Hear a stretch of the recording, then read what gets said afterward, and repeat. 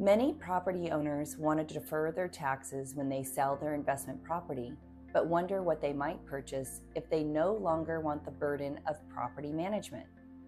One option is fractional real estate investments. These structures allow investors to own interests in properties such as student housing, apartment buildings, and industrial properties, to name a few.